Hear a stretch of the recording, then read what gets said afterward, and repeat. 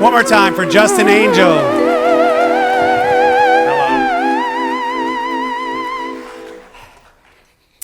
When I was a young gay, just coming out in the early 80s. Excuse me. I'm so sorry.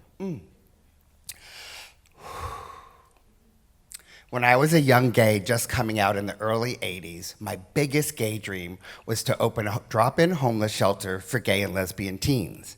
But it was the 80s, and the HIV epidemic took all of my time and all of my attention.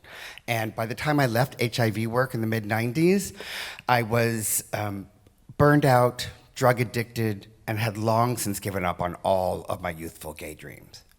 But then, one day in early recovery, as I left a Marijuana's Anonymous meeting at the LA Gay and Lesbian Center, I came across a fundraising flyer to raise money to build a homeless shelter for gay and lesbian teens right here in Hollywood.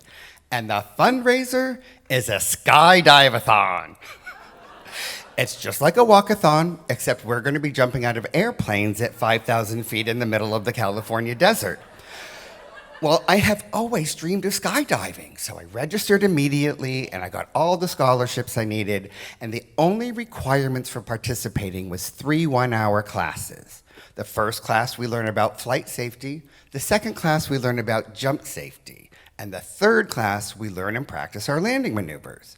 The instructor tells us, we jump at 5,000 feet, at 3,000 feet you pull your jump cord, and then at 200 feet you do this, and 100 feet you do that, and 50 feet you do something else I don't remember. But what I do remember is that at 20 feet you yank your parachute down as hard as you can to put on your brakes. And that's called a flare, and that's why I remember that part.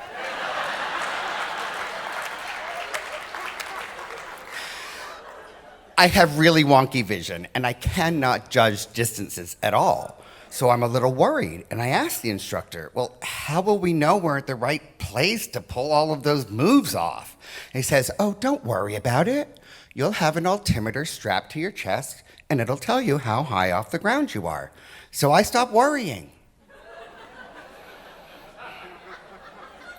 The morning of the jump is a clear, blue, sunny sky, perfect for skydiving. And I am super psyched because I am in the second plane in the air. When we reach 5,000 feet, they open the jump door and wind goes whipping through the cabin. And I have never been more exhilarated or terrified as I am holding onto this bit, moving towards that jump door. And when I reach it, I hurl myself out with all the gusto I can muster. And I tumble in free fall for a few seconds, and then when I finally right myself, I look down at my altimeter. For the first time today, I am horrified to discover that though it is measured in thousands of feet, the last 1,000 feet has 10 hash marks that are so close together, I cannot read them. Oh my God. I am never going to know where 200 or 100, let alone 50 or 20 feet are. And I hit 3,000 feet, so I pull my ripcord, and my parachute opens without a hitch. To calm myself down, I practiced my landing maneuvers over and over again on my way down, so much so that I never really looked up to enjoy my flight down. As the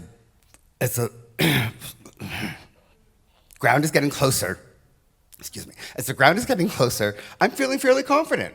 And so at 200 feet, I do this thing. At 100 feet, I do that thing. And now the ground is getting really close. And at 50 feet, I do the other. And now the ground is getting close really fast. And at 20 feet, I yank my parachute down as hard as I can. And I look up for the first time in a while.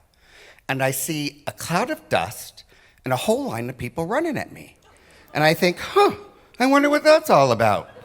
I look back down, and my toes are touching the dirt, and then a gust of wind yanks my parachute back open, drags me backwards across the desert floor, Wile E. Coyote style, and then I trip, and I'm airborne briefly before slamming into the ground. Nothing seems to hurt, so I try to get up, but my legs give out, and I fall back down into the ground. And when I hear the ambulance siren, my first thought is, oh my God, that's for me. My second thought was, oh my God, I am so glad I was in one of the first planes in the air, because if I hadn't got into a plane yet and I heard that siren, I most certainly would have never gotten into an airplane to begin with. And I pass out. And when I come to, I'm surrounded by a circle of very concerned faces. And I look up at the instructor and I ask him, how did you know something was going to happen to me before I even landed? He says, well, if there's too much time between your flare and your touchdown, the wind can really mess you up. And when I saw you flare at 30 feet instead of 20, I knew you were in for some trouble. The good news is my injuries were minor, just a cracked coccyx and a broken wrist. The great news is 30 years later, the LA Gay and Lesbian Center now operates a campus covering more than 2 acres in the middle of Hollywood, providing not only 200 beds and housing units for gay and lesbian teens, but for LGBT seniors as well. And I like to believe that by jumping out of that airplane for that very first fundraiser, I've managed to manifest my greatest gay dream after all.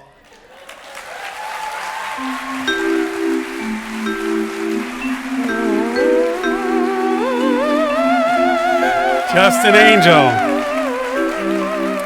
A flare for the flare.